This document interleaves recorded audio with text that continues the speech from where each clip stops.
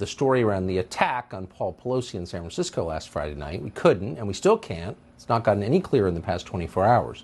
Police in San Francisco, for reasons that are not clear and not defensible, are still refusing to release the body camera footage, which would answer most questions. And now there are more questions about why the Pelosi home was supposedly unguarded that night. According to CBS News, after January 6th, Nancy Pelosi moved hundreds of Capitol Hill police officers to field offices in Tampa and San Francisco. Did you know that? She's got her own police force now? The point was to protect members of Congress, presumably from Donald Trump's QAnon army. So there was a field office of the Capitol Hill Police in San Francisco, according to this news account, and yet somehow there was no security at the Speaker of the House's home on Friday night? It doesn't make sense at all. You know what doesn't make sense either? Is the supposed blog of the man accused, David DePappy. Take a look at it. It reads like a left-wing activist idea of what a QAnon extremist would post. So this guy was homeless, mentally ill, and addicted to drugs. Who paid to register the site? The first time the site appeared on archiving services was the day of the attack. What does that mean?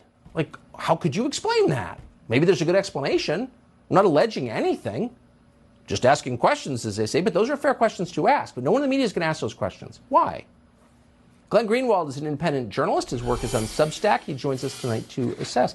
Glenn, thanks so much for coming on. So everybody feels, obviously, pain thinking of an 82-year-old man being hit with a hammer. It's like the worst thing imaginable. Well, it's quite common now. But why should the rest of us sit here and accept obvious inconsistencies in a story that has public policy implications and not say anything?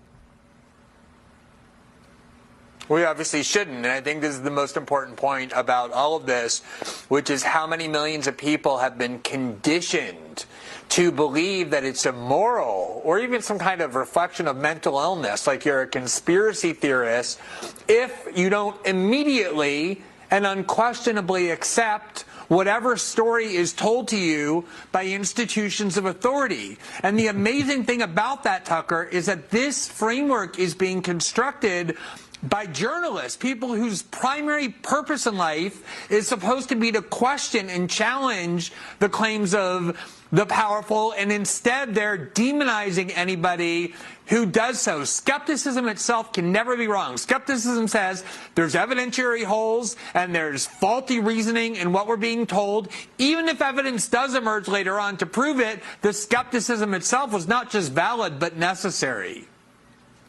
So Jeffrey Epstein killed himself. The Russians blew up their own pipeline. Julian Assange is a criminal.